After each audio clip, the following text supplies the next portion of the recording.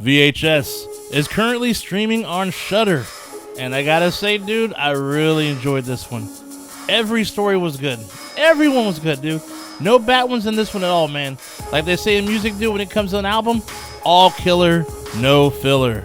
And I mean that shit. So let's get into each segment. So the first one is called No Wake, directed by Mike P. Nelson. It's about some friends traveling, and they find a lake that has one of those no trespassing signs. Of course, they don't care, and they dismiss it. So anyways, though, they kick it and have themselves a good-ass time. They even go water skiing in the lake. But shit goes downhill once somebody starts sniping them out, dude. And, yeah, that's when all the fun begins. Yeah, this one has an interesting twist and another twist. I mean that, too. When you watch it, you be like, damn, you know shit, you're right. Yeah, well done. Definitely a great way to start the anthology, man. Man. And this one gets pretty nasty, dude. Okay, slight spoiler, just because it's a nasty part, dude. All I gotta say is, dude, her jaw got shot off. Oh, nasty, dude. That was such a cool effect. Plus, this one kind of has the Raft vibes. It's one of the stories from Creepshow Part 2. And up next is God of Death by Gigi Sal Guerrero. My favorite, dude. She's awesome. And it's about a TV personality recording her TV show just regular day, right? Then all of a sudden, a huge-ass disastrous earthquake occurs. But there's more. Let's just say the earthquake unearthed something very scary. At first, I was a little weary because I thought this was just going to be one of those natural disasters, you know, tragedies, sad type of story. But then some very interesting shit went down, and I was all in after that, dude. Well done, Gigi. You never disappoint. I love her storytelling, dude, and man, this is a good one. And what a fucking freaky ass ending, dude. Man. Up next is one called Techno God by Natasha Kermani. Now, I've been waiting to see this one because I've never seen it in her work, so I was really curious to see what she was going to bring to the table. I love this one. I love how this one actually started, too, though, because it's one of those, like, small-ass stage theaters, you know, where you could fit maybe a handful of 20 people. So this chick is going to show them what this new latest technology is, which is VR, or virtual reality. Yes, it was even around back then. I was too young to fuck with it, though, but it was around. By performing a digital incantation to find the digital god. And oh, what great sights she has to show them, dude. Now, I ain't gotta spoil anything, but I will say this, though. I love how this one ends because after the performance is done, and all the craziness is done and it's just unfolded, the people in the crowd, they think it's just part of the show. They just start to stand up and clap, dude, like it's the thing to do. And it's funny to see how some people felt about technology back in the day and how bad it is, and now you look at recent time and how much we literally like live by it right now. AI and all this shit, dude. It's only gonna get crazier, and more people are gonna complain. Message. Plus, the graphics in it had Tron vibes. Up next is Dreamkill by Scott Derrickson. And it's about a serial killer who records murders in real time. Pretty wild stuff, right? And also you have these cops who are on the beat trying to figure out what the hell's going on.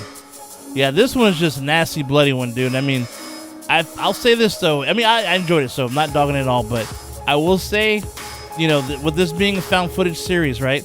It kind of cheated a bit, dude, and kind of veered off the path a little bit. But it's okay. It's a good one regardless, though, with a pretty trippy story and another well-made one for sure. But my man David Bruckner, he directed one called Total Copy, about a doctor studying an alien that copies the look of anything it wants. The scary part is when it begins to copy people it's never seen. Ah, dude, what a twisted-ass way to close the show. This one gets pretty weird, but in a good way. I mean, it teaches you that you can't control what is uncontrollable, dude. I also have to mention another one directed by P. Nelson, I forgot, called Ambrosia. It's connected to another story, so I'll leave it, I'll leave that alone on purpose, though, because it's best to see as opposed to me telling you. But I'll tell you that there are just some pretty fucking psycho people out there, dude. And when you see this story, though, I mean, strange people with some strange needs and strange traditions. So, overall, I will say, I feel this one is one of the best ones out of the series. Not the best, just one of them though. So don't.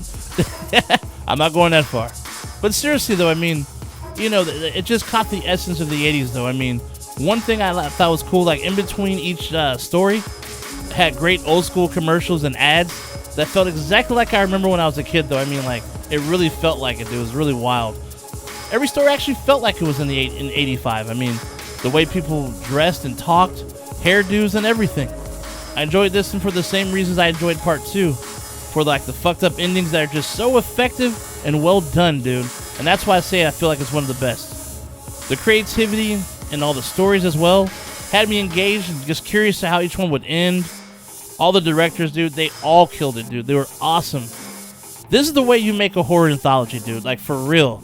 I also believe this one may be the first one to have 2 stories directed by one director. That's kind of a, you know, continuation. I could be wrong, though, but I'm not sure. I gotta look it up, though, so don't quote me on that. But the connection between the 2 stories, though, it works so well and actually answered a lot of questions that you'll probably have from the first story. So, especially the way the first story ends, so it's kind of cool. Plenty of cool kills, dude. Great stories that led to satisfying endings. You get to turn back the clock and enjoy the 80s for a bit and see how different shit was back in the day. Actually, it's kind of scary to think that those times are beginning to look like, I guess, looked upon as classic times. Woo! Anyways, yeah, I say while you check this one out and after you're done, definitely, if you haven't already seen it, VHS 2, because this is the best of the bunch.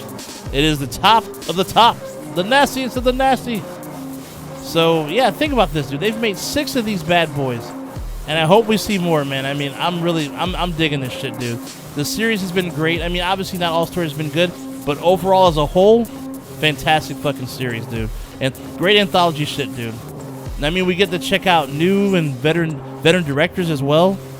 Be creative and just make nastiness, dude. You can't beat that shit, dude, for real. But anyhow, though, that's all for today for me. I got more stuff to work on. Stay nasty, my friends, and I will see you at the next one.